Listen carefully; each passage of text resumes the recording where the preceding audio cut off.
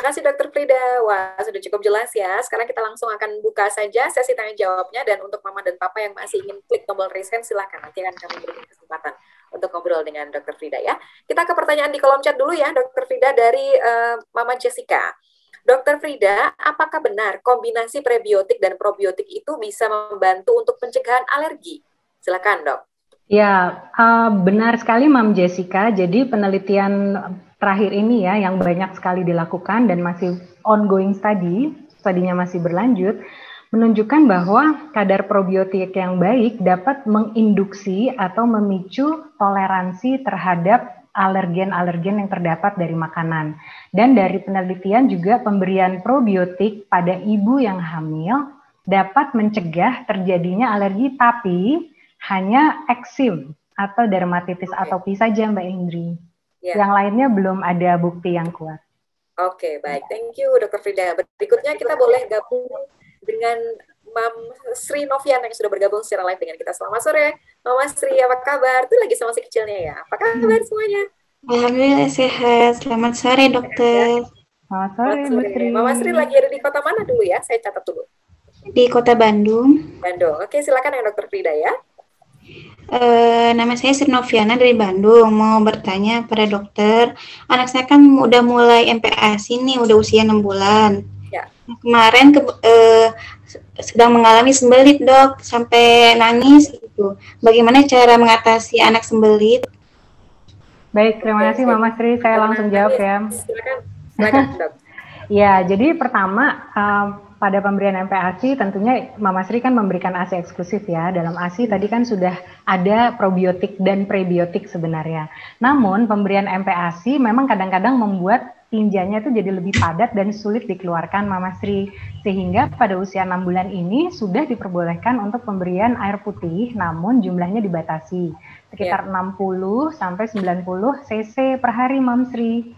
Jadi selain itu, jika dengan pemberian air 60 sampai 90 cc itu ternyata masih belum membantu, pupnya masih keras, Mama Sri diperbolehkan memberikan jus buah. Ya, jus buahnya itu sebanyak misalnya 30 cc ya Mama Sri. Misal Ibu memberikan jus buah pepaya 15 cc. Nah, 15 cc merupakan hasil blenderan pepaya ya Mam Sri ya. Harus diencerkan dengan 15 cc air. Sehingga perbandingannya 1:1. Begitu Mama Sri. Namun ingat, kalau udah sembuh dari sembelitnya, Mama Sri lebih baik memberikan pure buah, atau nantinya misalnya kalau udah lebih besar bisa makan buah potong, lebih baik memberikan pure buah atau buah potong. Jus buah hanya diberikan saat sembelit saja. Gitu. Coba ditambahkan air putih dan juga jus buah ya. Iya, untuk takaran makanan gimana ya dok? Iya, dan jangan lupa MPASI-nya juga jangan terlalu kental Mama Sri. Kalau misalnya terlalu kental, kurang air juga bisa menyebabkan sembelit karena saluran cerna anak Mama Sri kan belum terlalu matang. Ya. Pemberian MPASI tentu saja harus 4 kuadran ya Mama Sri ya. 4 kuadran itu terdiri dari karbohidrat, protein hewani, protein nabati, lemak, dan buah sayur atau serat hanya berupa tambahan saja. Ya, jadi yang utama karbo, protein hewan, dan lemak ya Mama Sri. Buah sayur sebagai tambahan. Oke, kalau gitu. Coba di blender ya? Misalkan daging ayam di blender gitu ya dok? Iya betul, misalkan 30 gram daging ayam di blender, 30 gram beras dibuat menjadi bubur saring halus, kemudian ada lemak sehat seperti minyak kelapa atau minyak zaitun yang dicampurkan ke dalam MPASI tersebut, serta ditambah serat secukupnya, hanya sebagai perkenalan. Baik. Oke, dicoba dulu ya besok untuk makannya. Terima kasih Mama Sri sudah bergabung dengan kita sore hari ini. Sampai ketemu lagi di lain kesempatan. Baik, untuk berikutnya saya akan coba bacakan dari Mama Gita di Tangerang Selatan. Dok, anak saya ini Down syndrome 17 bulan. Nah, salah satu kelainan bawaannya adalah atesia ani dan lambungnya itu hipoperistaltik. Vonisnya, makanannya masih wajib bubur saring setengah bertekstur ya. Susunya khusus asam amino. Nah, sekarang itu berat badannya 8 kilo, lalu panjang badannya 77 cm. Pertanyaannya, apakah alergi susu sapi dan laktosanya ini akan berlangsung sampai anaknya dewasa, dong? Karena saat ini dokter gizi dan gastronya tidak memberikan suplemen prebiotik dan lain-lain, apakah masih boleh diperlukan atau bagaimana? Silahkan. Baik, makasih Mam Gita. Mbak Indri, maaf, Down syndrome usianya berapa? 17 bulan ya 17 tadi? bulan, betul. Baik, saya sebenarnya perlu data berat lahir dan panjang lahirnya, namun nggak apa-apa, kita bicarakan aja ya.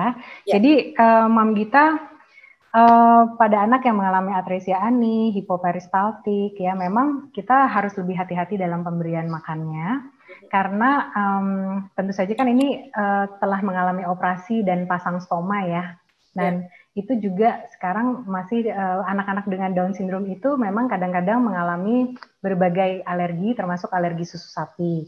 Jadi pemberian dari amino acid base formula sudah tepat, dan juga untuk pemberian free lactose atau yang rendah laktosa juga baik, karena kebanyakan anak-anak memang, terutama anak-anak di Asia, itu tidak terlalu banyak mempunyai enzim laktase di dalam usus halusnya. Sehingga jika terlalu banyak mengasup produk laktosa seperti susu, keju, mayones, yogurt, dan produk turunannya, tentu saja bisa menyebabkan diare.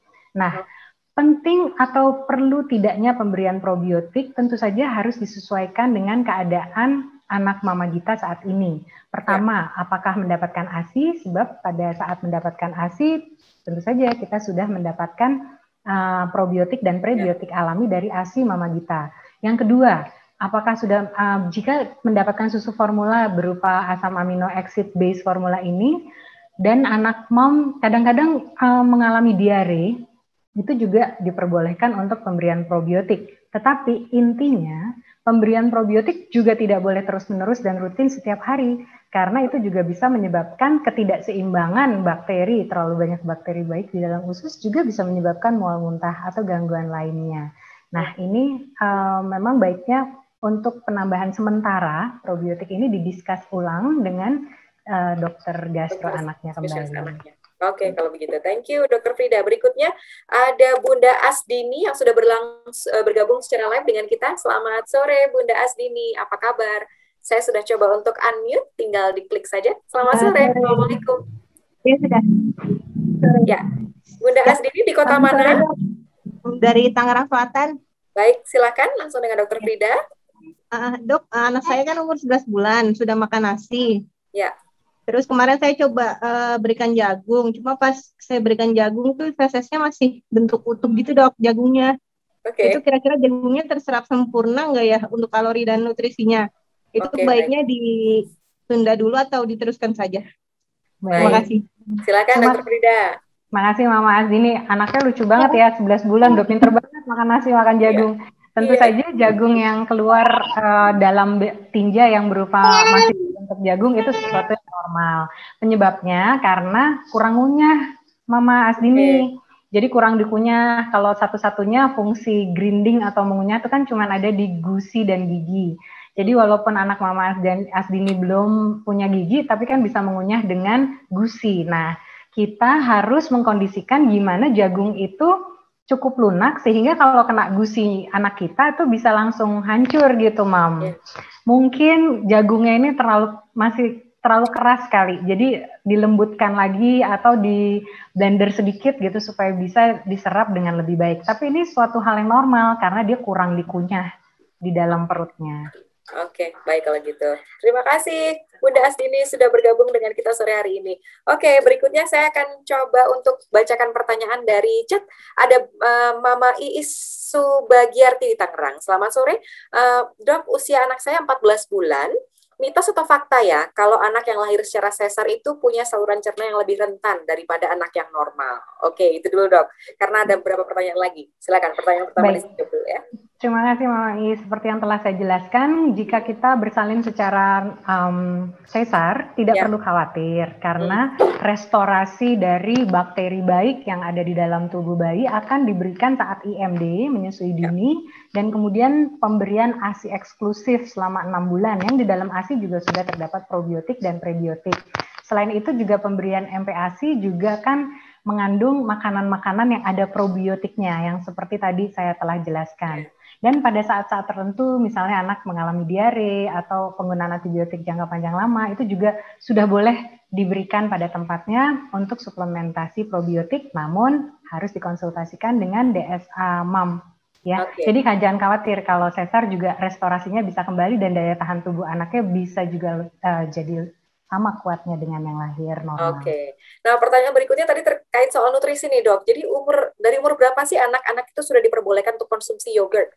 Ya, sebenarnya tergantung dari saluran cerna masing-masing anak karena maturitasnya kan berbeda-beda. Ya. Namun secara umum boleh diberikan yogurt itu pada usia 7 sampai 8 bulan. Tentu saja yogurt yang tidak mengandung gula, yang masih plain, asli, dan jumlahnya juga disesuaikan. Misalnya 20 sampai 30 cc cukup untuk perharinya. Dan dilihat apakah setelah suplementasi yogurt tersebut anaknya ada diare, kembung atau tidak. Tetap diamati ya, Dok, ya, setelah pemberiannya. Dan mulai usia berapa anak itu memerlukan vitamin dan juga kandungan prebiotik dan juga probiotik tambahan, Dr. Frida? Baik, kalau kandungan vitamin banyak sekali ragamnya ya. Yang paling direkomendasikan oleh Ikatan Dokter Anak Indonesia saat ini adalah suplementasi vitamin D3 dan vitamin zat besi. Tentu saja ini untuk meningkatkan imunitas, daya tahan tubuh, serta kecerdasan otak anak. Pada bayi prematur justru vitamin zat besinya itu diberikan sejak lahir ya, dengan hitungan tertentu. Namun pada anak yang mendapatkan ASI dipertimbangkan untuk mulai mendapatkan suplementasi zat besi pada usia 4 bulan dan paling lambat di usia 6 bulan. Lalu di usia 1 tahun kita cek kadar zat besinya sudah cukup atau belum untuk menghindari overdosis dari pemberian suplementasi vitamin. Dengan juga vitamin D3 ya, saat ini juga sudah diberikan secara rutin pada bayi-bayi dan biasanya juga kalau AAP atau American Pediatric juga menyarankan dari lahir, cuman biasanya kalau di Indonesia itu kita berikan mulai usia 4 bulan, diberikan vitamin D3, suplementasi. Namun demikian tetap juga kita bisa mengecek kadarnya dalam darah dan juga untuk menghindari pemberian vitamin yang berlebihan. Bagaimana dengan probiotik dan prebiotik? Saat ini belum ada rekomendasi yang umum yang menganjurkan harus diberikan suplementasi probiotik pada bayi dan anak kita itu belum ada. Namun untuk rekomendasinya adalah untuk dapat diberikan pada anak-anak yang mengalami diare akut, itu pun belum menjadi rekomendasi umum ya Mbak. Kalau misalnya ada tersedia dan orang tuanya mampu untuk memberikan, silahkan. Tetapi jika tidak, tata laksana diare itu intinya adalah rehidrasi dengan oralit dan zinc. Jadi belum ada rekomendasi khusus untuk pemberian probiotik juga pada diare. Harus hati-hati, jangan langsung ikut untuk memberikan suplementasi pada anak kita. Pastikan konsultasi dulu ya dengan DSA masing-masing ya, yang tahu riwayat kesehatannya anaknya seperti apa. Berikutnya kita ke Mama Rohmi yang sudah bergabung secara live, sudah saya unmute. Selamat sore Mama Rohmi, apakah sudah mulai mendengar suara saya? Atau kita akan coba untuk Mama Putri Safety ya, silakan yang sudah saya coba untuk unmute. Halo, selamat sore Mama Putri, apa kabar? Sedang ada di kota mana? Halo? Halo? Ya, sudah terdengar Mama Putri sedang di kota mana? Di Tangerang, di Kabupaten Tangerang. Ya, dengan Dr. Frida ya. Gini Dok, mau tanya. Anak saya kan usia 16 bulan. Apakah berpengaruh di masa depan di saluran cernanya jika sampai umur segitu anak saya masih konsumsi ASI dan susu formula saja? Masih konsumsi ASI? Cuman konsumsi ASI dan sulfur aja. Oke. Makanannya bagaimana? Untuk makan nasi masih dikategorikan jarang, Mbak. Paling cuman ngemil-ngemil bolu gitu. Oke, baik. Agak susah makan, mungkin picky eater ya. Agak susah silakan Dr. Frida, silakan. Baik, terima kasih Mama Putri. Pertama-tama, memang pada usia anak-anak 6 bulan sudah dianjurkan untuk pemberian MPASI sesuai tekstur ya. Jadi dan dinaikkan sesuai usia, misalnya bubur sari halus di usia 6 bulan, kemudian di usia 8 bulan udah mulai lebih kental, 9 bulan kasar dan sebagainya. Ini dimaksudkan agar anak tidak terlambat naik tekstur, Mama Putri. Kalau misalnya dia terlambat naik tekstur, maka dia akan mengalami kesulitan makan nantinya di usia-usia selanjutnya. Seperti yang mungkin dialami oleh anak Mama Putri saat ini ya. Jadi dia ada kesulitan makan, kita harus melihat apakah ada sesuatu di rongga mulutnya, infeksi, ataukah ada kelainan yang menyebabkan dia mengalami kesulitan mengunyah misalnya. Terus yang kedua, apakah waktu itu terlambat mengenalkan tekstur sehingga fungsi pengunyah atau oromotor mulutnya kurang baik, Mama Putri? Apakah sampai di sini cukup jelas penjelasan saya, Mom? Silakan. Cukup ya. Silakan lanjut Dr. Frida. Kemudian yang ketiga, memang makin besar anak, kalori yang dibutuhkan itu makin banyak yang didapat dari makanan padat, Mam. Jadi makanan cair, termasuk ASI dan susu formula, memang bermanfaat. Namun, semakin besar anak, kalori yang didapatkan dari makanan padat itu jauh lebih banyak daripada dari makanan cair atau ASI dan sufor. Sehingga itu juga melatih oromotor atau melatih mengunyah menelannya dan berhubungan nanti dengan kemampuan bicaranya. Jadi banyak sekali kemampuan-kemampuan yang bermulai dari mengunyah atau menggunakan otot-otot oro, mulut, dan motor ya. Pokoknya otot-otot di bagian oromotor ini. Bagaimana cara mengatasinya? Yang pertama, ibu harus melakukan masas atau stimulasi di daerah oromotor, misalnya dengan memasas pipinya, kemudian memberikan mainan-mainan seperti peluit, meniup gelembung sabun, kemudian kincir-kincir, dan juga mungkin barang-barang yang bisa menstimulasi termasuk menggosok gusi dan rongga mulutnya anak, supaya dia jadi lebih terstimulasi gitu, rongga mulutnya. Nah, biasanya anak 16 bulan dengan ASI dan sufor biasanya ya Mam, itu kenaikan berat badannya juga tidak menggembirakan karena kekurangan kalori asupan dari makanan padat. Dan Mam sendiri tahu makanan padat, buah, sayur, daging, karbo, itu semua sangat banyak multivitamin mineral yang didapat, sehingga bila kekurangan makan makanan padat ini biasanya harus diberikan suplementasi seperti zinc, selenium, vitamin B untuk mendukung tumbuh kembang anak Mama Putri.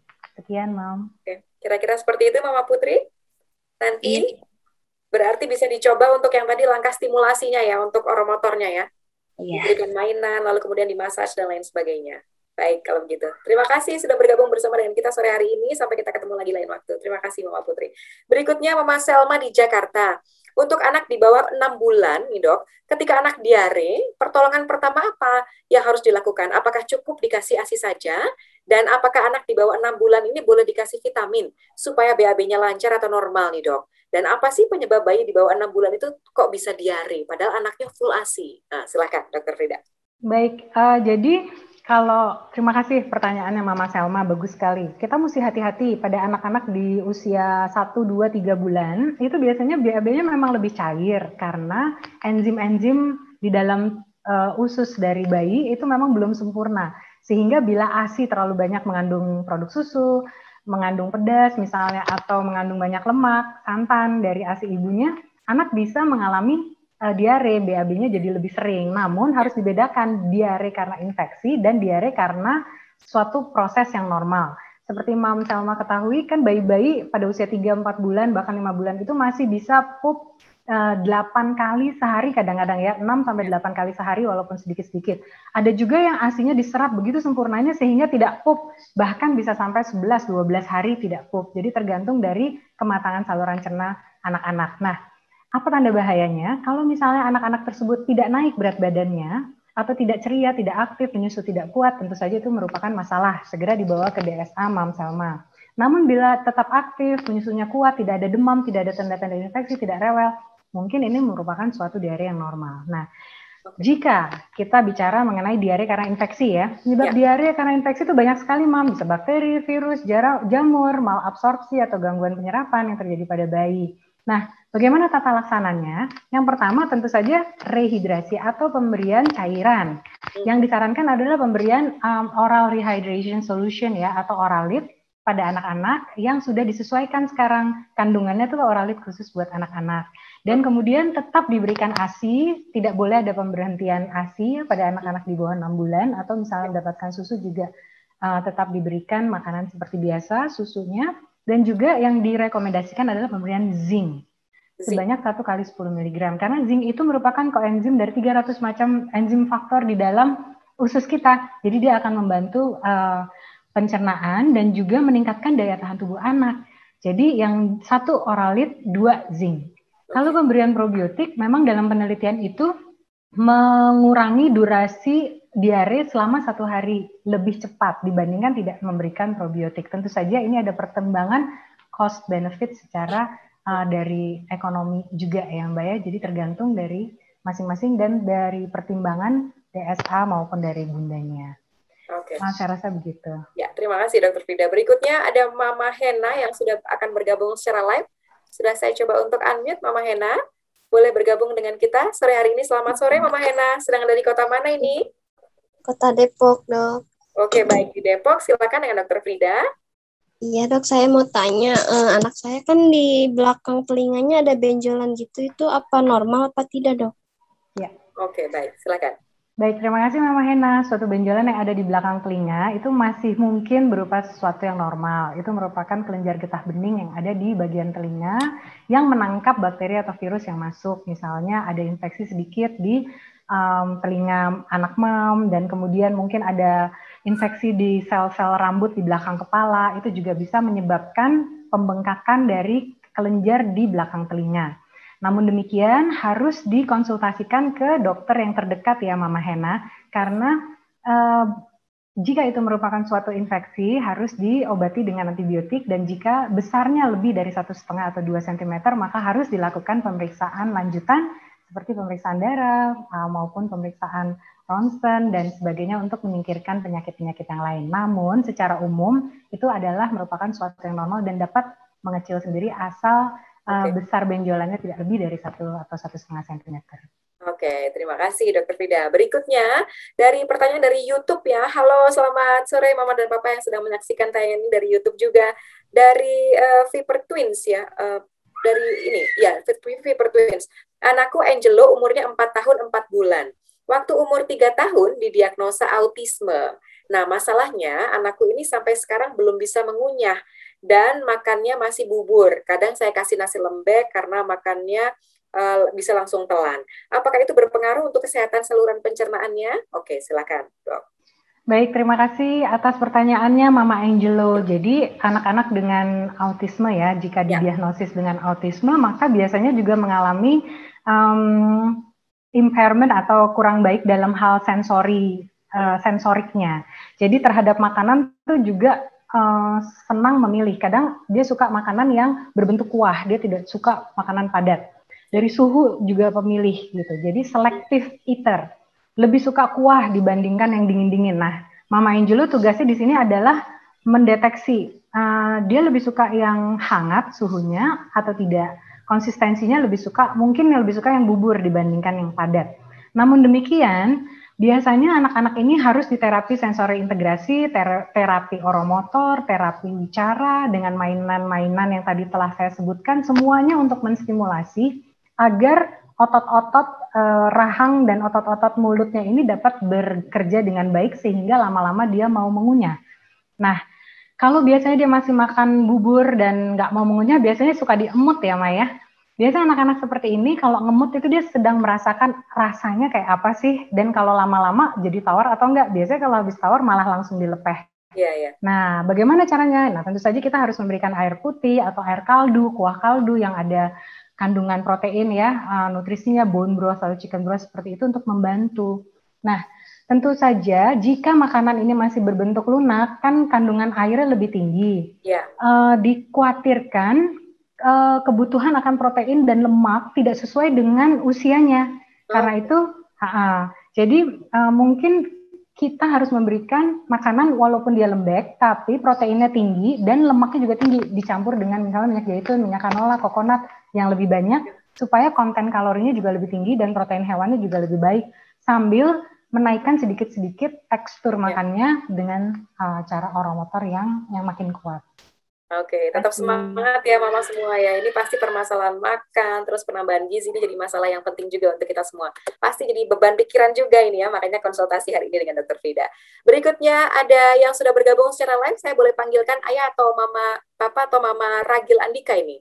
Papa atau Mama, boleh langsung di klik tombol audionya. Selamat sore. Sore, Dok. Selamat sore Mama ya. Mama Ragil di mana kotanya? Iya, Dok. Dok, kalau anak setiap kali BAB itu konstipasi itu cara penanganannya gimana ya, Dok? Oke, setiap kali BAB? Iya, kalau BAB itu kayak butiran, kayak nya kambing itu loh. Umur berapa, Mam, anaknya? Sekarang 17 bulan. 17 bulan. Silakan. Baik. Terima kasih. Jadi masalah konstipasi atau sembelit kambing itu ya merupakan masalah yang sangat umum terjadi saat ini. Kenapa? Pertama, kurang asupan hidrasi, Mam. Jadi kurang minum anaknya. Anak-anak usia 17 bulan itu diharapkan sudah bisa minum 600 cc atau 800 cc sehari ya. Kira-kira 1 botol aqua sedang itu jadikan takaran, Mam, harus habis dalam sehari. Yang kedua, nggak boleh terlalu banyak minum susu karena minum susu bisa memperlambat gerakan usus ya. Banyaknya asupan susu yang direkomendasikan untuk anak-anak usia 17 bulan itu adalah sekitar 500 sampai 750 cc per hari.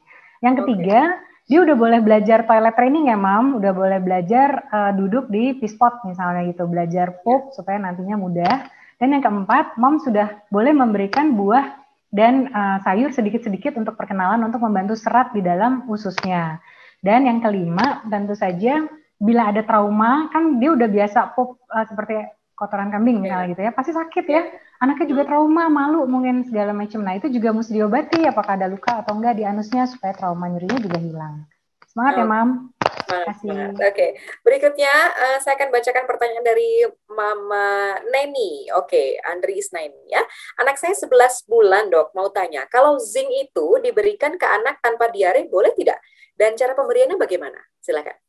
Baik, terima kasih Mam Neni. Jadi anak 11 bulan tanpa diare sebenarnya boleh saja diberikan suplementasi zinc karena zinc itu bisa membantu daya tahan tubuh, meningkatkan kekuatan ya, imunitas tubuh, juga bisa membantu ketahanan saluran cerna, juga bisa meningkatkan nafsu makan. Tapi sekali lagi pemberiannya tidak boleh berlebihan. Misalnya Mam berikan 7-10 hari dalam bulan ini atau bulan depan, oke. Nanti 2 bulan lagi baru diberikan. Namun, jika anak Mam sudah banyak mengkonsumsi makanan yang mengandung zinc, seperti susu, produk hewani, protein hewani, daging merah, telur, dan sebagainya, ikan itu ya juga banyak mengandung zinc, tentu saja pemberian zinc itu juga nggak usah setiap hari, karena juga bisa menyebabkan kelebihan ya, mineral zinc dalam tubuh. Jadi semuanya harus tetap hati-hati dan nggak boleh terus-menerus. Terima kasih. Baik. Pertanyaan berikutnya, 2 pertanyaan terakhir ya, Dok, dari Mama Alentina di Jakarta. Sore, Dokter, apakah ada kaitannya, Dok, antara sembelit yang terjadi pada anak yang alergi susu sapi dengan menurunnya sistem imunnya? Kalau iya, solusi apa yang harus dilakukan supaya sistem imun anak juga tidak ikutan menurun? Silakan. Baik, jadi sembelit itu kan tadi saya sempat jelaskan ya, ada 5 faktor ya. Air putihnya, seratnya, toilet trainingnya, nyerinya, dan juga ketahanan kematangan saluran cernanya ya. Kemudian alergi susu sapi juga bisa menyebabkan sembelit gitu. Kebanyakan susu sapi juga bisa menyebabkan sembelit. Jadi masing-masing ini harus diperiksa identifikasi oleh dokternya masing-masing secara individual ya. Misalkan pada anak yang Mama Alantin ini terdapat alergi susu sapi dan sembelit, Mama mesti lihat lagi faktor-faktor yang lain, yang hidrasi, trauma yang tadi saya sudah jelaskan. Apakah itu semua sudah teratasi pada anak Mam? Dan biasanya pada anak-anak yang mengalami alergi susu sapi ini, kita kan menghentikan ya pemberian produk susu sapi dan turunannya secara sementara dan menggantikannya dengan suplementasi agar dia tidak kekurangan kalsium dan vitamin D3. Namun demikian, tentu saja kan Mam tahu kalau alergi susu sapi ini makin gede kan makin hilang, dia nggak terus-terusan ASS ya. Jadi dengan antibodi yang baik, perkembangan antibodi yang baik, maturitas saluran cerna, tentu saja alergi susu sapi ini makin berkurang. Nah, kalau misalnya alergi susu sapinya makin gede udah makin berkurang, tentu saja sembelitnya juga bisa diatasi dengan baik dong, dengan memperhatikan hal-hal yang tadi saya sudah jelaskan. Nah, apa hubungannya sembelit dengan sistem imun? Tentu saja kalau misalnya sembelitnya kronik, lama ya, lebih dari 3 bulan, 6 bulan, menyebabkan sakit, anaknya malas makan, gangguan pertumbuhan, tentu saja penyerapan nutrisi dalam saluran cerna jadi nggak seimbang. Dan seperti yang Mam tadi sudah ketahui, sistem imun itu kan dalam saluran cerna 70% loh, banyak banget. Ya, jadi kalau misalnya sistem saluran cernanya nggak oke, ya sistem imunnya nggak berkembang dengan optimal. Dan jika terlalu banyak tinja di dalam saluran, dalam usus ya, itu juga kan memproduksi bakteri-bakteri yang tidak baik yang dapat menyebabkan infeksi. Begitu. Jadi itu yang membuat sistem imunnya jadi kurang. Ya. Berikutnya pertanyaan terakhir dari Sumatera Utara. Wah, jauh sekali. Terima kasih sudah bergabung dengan kita ya, dari Mama Irmawati. Umur anak saya ini 11 bulan nih, Dok. pupnya itu kok kadang-kadang dua hari sekali. Apakah si kecil lagi terkena mungkin penyakit saluran cerna, dan si kecil ini hanya makan bubur MPASI. Terima kasih. Oke. Baik, 11 bulan. Ya. Pupnya 2 hari sekali, apakah normal? Sebenarnya kalau yang diharapkan itu kalau anak udah MPASI di atas 6 bulan itu minimal sehari sekali, Mbak Indri. Okay. Namun masih bisa ditolerir kalau 2 hari sekali, asal anaknya berat badannya naiknya bagus, tidak rewel, perutnya tidak kembung, dan juga kalau yang penting tuh konsistensi tinjanya. Bentuk tinjanya tuh keluar kayak apa? Apakah bulat-bulat, keras, sampai mengedan, kesakitan, menyebabkan trauma? Nah itu mesti buru-buru diobati ya, supaya nggak berkelanjutan trauma pupnya. Tapi kalau misalnya dia masih seperti pisang bentuknya, kemudian masih berbentuk cuma sedikit keras gitu ya, kita boleh langsung memberikan air yang cukup ya, misalnya 400 cc sehari, terus kita juga modifikasi sedikit jus buahnya atau buah-buahannya. Kalau dia udah lancar, diharapkan bisa sehari sekali. Namun kalau misalnya dalam suatu waktu 2 hari sekali, tapi masih lembut dan tidak kesakitan, ya masih oke. Masih oke, masih bisa ditolerir ya. Karena tadi permasalahannya di masalah kurang minum ya, atau dehidrasi biasanya yang terjadi sama anak-anak. Oke, baik. Kita tadi sudah mendengarkan materi dari Dr. Frida, dan juga kita tahu bahwa saluran cerna itu adalah otak kedua manusia. Dan saluran cerna yang sehat itu juga mendukung daya tahan tubuh. Jadi berkaitan sangat erat ya, Dr. Frida ya. Tadi kita juga sudah belajar pentingnya asupan nutrisi seimbang, kemudian manfaat prebiotik dan juga probiotik pada kesehatan anak. Itu diantaranya adalah meningkatkan bakteri baik, kemudian bisa meningkatkan absorpsi gizi, dan juga meningkatkan kecerdasan anak jadi tumbuh dengan baik, kemudian juga moodnya baik, dan juga anaknya bisa menjadi happy. Jadi sangat berkaitan erat kesehatan saluran pencernaan dengan tumbuh kembang mereka. Terima kasih sekali lagi Dr. Frida, karena waktunya juga sudah terbatas. Terima kasih sudah bergabung dengan kita sore hari ini ya. Mudah-mudahan banyak lagi lain waktu di lain kesempatan. Sehat selalu Dr. Frida. Sama-sama, saya pamit. Mama, Papa, terima kasih. Terima kasih, Dr. Frida. Selamat sore. Baik, Mama dan Papa. Nah, kita juga sudah tahu bahwa kalau bicara soal kesehatan anak tuh ya, apalagi di masa pandemi seperti sekarang ini, di situasi seperti sekarang ini pun NutriClub juga mengerti bahwa para orang tua itu memiliki kekhawatiran dalam menjaga kesehatan dan juga asupan nutrisi si kecil. Oleh karena itu, NutriClub berkomitmen untuk selalu memberikan informasi yang penting mengenai nutrisi dan juga tumbuh kembang si kecil.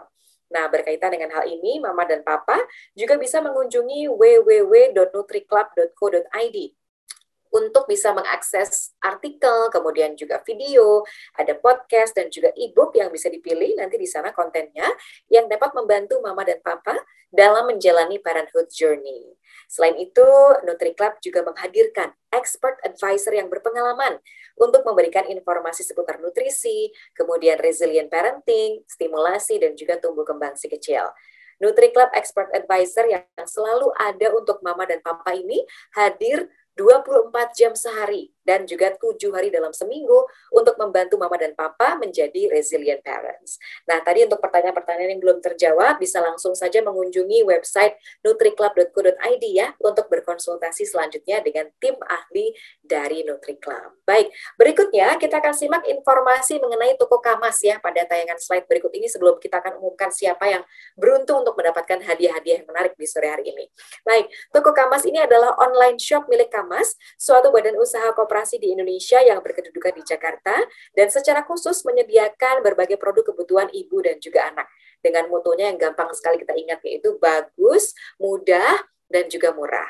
Bagus karena produk yang disediakan di Toko Kamas ini merupakan produk pilihan nih Mama dan Papa, yang sudah diakui oleh para dokter spesialis anak sebagai produk yang bagus, sehingga pembeli produknya di Toko Kamas nggak perlu khawatir ya akan kualitas produknya.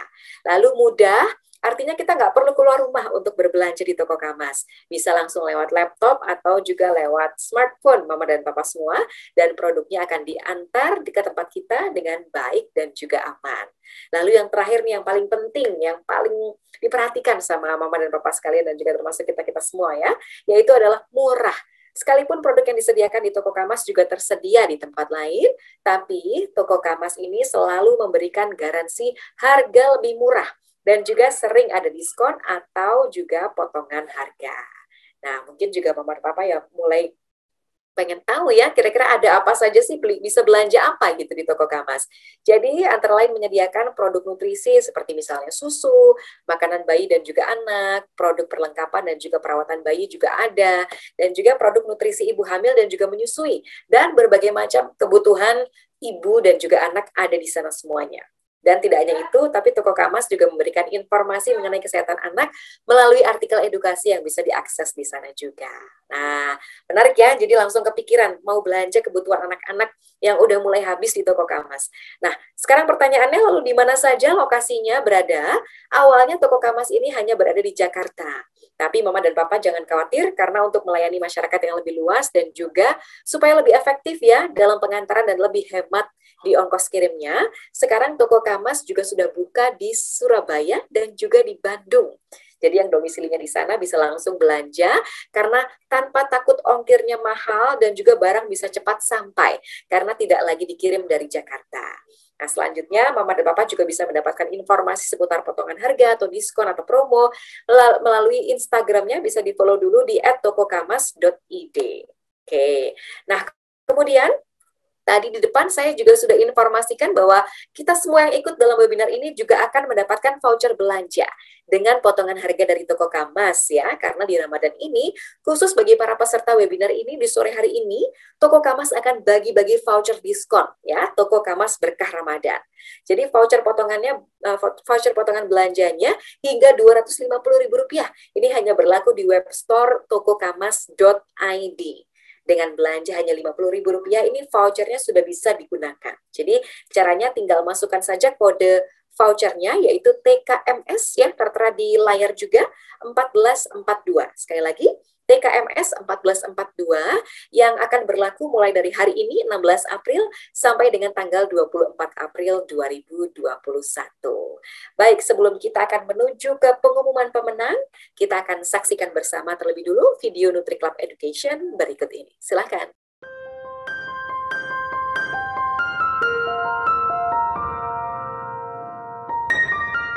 Halo Ma, jumpa lagi di Expert Club NutriClub. Nah, kali ini kita akan bahas topik yang sangat menarik, masa depan semakin menantang. Sudahkah si kecil resilient siap hadapi masa depan? Saya Mama NutriClub, dan kali ini kita sudah bersama dengan Nadia Pramasrani, psikolog keluarga dari Rumah Dandelion. Halo Mbak Nadia, apa kabar? Baik, terima kasih sudah mengundangku di kesempatan ini. Nah, udah pada nggak sabar kan? Yuk kita mulai sesinya. Nah Mbak, VUCA World kan akhir-akhir ini sering dibicarakan ya. Sebenarnya apa sih VUCA World itu dan dampaknya untuk si kecil? Oke, VUCA itu sendiri adalah kepanjangan dari volatility, uncertainty, complexity, dan ambiguity. Sebuah istilah yang dalam 10 tahun terakhir banyak digunakan dalam dunia bisnis. Namun, apa kaitannya dengan si kecil? Sederhananya, VUCA World ini membuat segala kemungkinan dapat terjadi. Artinya, tantangan yang nantinya dihadapi si kecil akan datang dalam bentuk apa saja dan kapan saja, sehingga dibutuhkan kreativitas dan ketangguhan si kecil untuk siap menghadapi tantangan tersebut. Agar bisa menghadapi semua ketidakpastian di masa depan, apa aja sih yang perlu dipersiapkan si kecil sejak dini? Untuk menyiapkan si kecil menghadapi tantangan masa depan, maka pengembangan akademis saja tidaklah cukup. Kemampuan akademis membantu si kecil untuk kreatif dan tahu apa yang bisa dilakukan untuk menyelesaikan masalah. Namun, pengembangan karakter membantu mereka untuk memiliki sikap positif ketika menemui tantangan. Karakter seperti apa yang dibutuhkan? Karakter resilient adalah salah satu jawabannya. Mungkin ada sebagian orang nih Mbak yang nggak tahu resilient itu apa, padahal kan itu penting banget. Nah Mbak, bisa jelasin lagi nggak sih resilient itu apa? Secara harfiah, resilient itu artinya adalah tangguh. Namun tangguh yang dimaksud di sini tidak hanya secara fisik, tapi juga secara mental. Tangguh secara mental artinya si kecil siap menghadapi emotional emergencies dan mahir dalam menghadapi tantangan. Ketika menemui kegagalan, mereka mampu untuk bangkit kembali dan menjadikan pengalaman tersebut sebagai pembelajaran untuk menjadi lebih baik lagi. Lalu bagaimana sih Mbak cara menanamkan karakter resilient si kecil sejak dini? Salah satu cara paling efektif adalah memberikan purposeful exposures. Artinya, orang tua dengan sengaja memberikan tantangan-tantangan kepada si kecil yang disesuaikan dengan kapasitas dan usia perkembangannya. Contohnya seperti apa? Purposeful exposures yang bisa diberikan kepada si kecil yang berusia 3-4 tahun adalah mengancingkan ke meja sendiri. Di awal-awal belajar, sangat mungkin si kecil menemui kegagalan, merasa frustrasi, dan akhirnya ingin menyerah. Dalam situasi tersebut, orang tua dapat membantu tanpa menyelesaikan masalahnya secara langsung untuk mereka. Orang tua bisa memberikan ide untuk mengancingkan baju sambil bercermin, diberikan instruksi verbal, atau memberikan contoh untuk mengancing satu kancing, lalu minta si kecil untuk menyelesaikan sisanya. Selama proses belajar tersebut, jangan lupa berikan semangat dan words of affirmation kepada si kecil agar ketika menemui kegagalan, mereka mau untuk berusaha mencoba lagi sampai berhasil. Wah, informatif sekali ya Mbak. Nah Mbak, jadi apa sih yang bisa kita simpulkan dari perbincangan ini? Oke, intinya penting bagi orang tua untuk memberikan purposeful exposures kepada si kecil. Karena dengan latihan, maka ia bisa tumbuh menjadi individu yang resilient dan siap menghadapi tantangan di masa depan. Nah, menarik sekali ya perbincangan kita. Terima kasih Mbak Nadia atas informasinya. Sama-sama. Nah, mari sama-sama kita bangun karakter resilient si kecil sejak dini. Untuk informasi lebih lanjut, kunjungi www.nutriclub.co.id. Sampai jumpa di klub berikutnya ya. Ya, jadi bisa langsung mengunjungi nutriclub.co.id untuk informasi-informasi lengkap lainnya ya. Nah, berikutnya kita akan langsung saja umumkan siapa 5 penanya terbaik yang akan mendapatkan hadiah, yaitu voucher GoPay masing-masing Rp200.000. Saya akan langsung bacakan ya. Yang pertama adalah Mama Gita Safitri di Tangerang Selatan, selamat untuk Anda. Yang kedua adalah Mama Salma di Jakarta. Yang ketiga adalah Mama Putri Septi Tamaya di Tangerang. Kemudian yang keempat adalah Mama Sri Noviani di Bandung, selamat sore Bandung. Dan juga yang kelima adalah Mama Alentina di Jakarta. Selamat untuk Anda dan jangan lupa untuk langsung menghubungi panitia di nomor telepon 0819 17 16 0002 ya. Dikirimkan langsung nama lengkap sesuai dengan KTP, kemudian alamat email dan juga nomor handphone yang bisa dihubungi ke alamat WA tersebut. Ditunggu paling lambat jam 8 malam hari ini. Baik Mama Papa, dan pengumuman tadi juga sekaligus menutup acara kita untuk sore hari ini. Sambil menunggu waktu berbuka puasa, terima kasih sudah meluangkan waktunya untuk bergabung bersama dengan kita hari ini, bersama dengan anakku, dan juga terima kasih kepada NutriClub dan juga Toko Kamas. Jangan lupa ya, pandemi COVID-19 belum berakhir dan terus terapkan protokol kesehatan dimanapun Anda berada. Rajin mencuci tangan, kemudian menggunakan masker, menjaga jarak, mengurangi mobilitas, dan juga menghindari kerumunan. Saya Natali Indri pamit undur diri semuanya. Terima kasih dan selamat sore. Wassalamualaikum warahmatullahi wabarakatuh. Bye-bye.